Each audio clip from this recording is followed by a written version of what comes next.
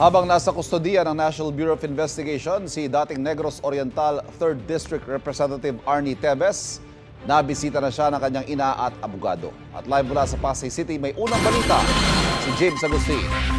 James! Ivan, good morning. Mahigpit yung seguridad na pinatutupad dito sa tanggapan ng NBI kung saan nga nagpalipas na magdamag si dating Congressman Arnulfo Teves Jr. Maghahating gabi kanina na dumating dito sa tanggapan ng NBI si Teves na bantay sarado ng mga otoridad. Nakasuot siya ng bulletproof vest, Kevlar helmet at nakaposas. Agad isinailalim sa medical check-up at booking procedure si Teves. Kinuha ang kanyang fingerprints at kinuhanan din siya ng mugshot para sa mga kasong 10 counts ng murder, 12 counts ng frustrated murder at 4 counts ng attempted murder. Para ito sa umano'y pagpatay kay dating Negros Oriental Governor Roel Degamo at siyam na iba pa noong March 4, 2023. Dumating ang legal counsel na si Attorney Ferdinand Topacio kasama ang nanay ni Teves.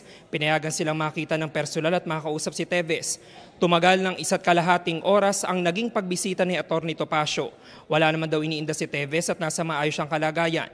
Sabi ni Topacio, naging madamdami ng pagkikita ng mag-ina na ngayon lang ulit nangyari matapos ang halos 2 taon. Samantala, Ivan, ngayong umagay na antabayan na natin yung paglilipat kay Teves sa NBI Detention Facility sa New Bilibid Prison sa Muntinlupa. At kumakalap pa tayo ng karagdagang impormasyon mula sa NBI kung nananatili pa ba dito sa kanilang tanggapan yung nanay ni Teves dahil ang namataan lamang natin na lumabas kanina bago mag-alas 2 ng madaling araw ay si Attorney Topacio. Yan muna ilitas mula rito sa Pasay City. Ako po si James Agustin para sa GMA Integrated News.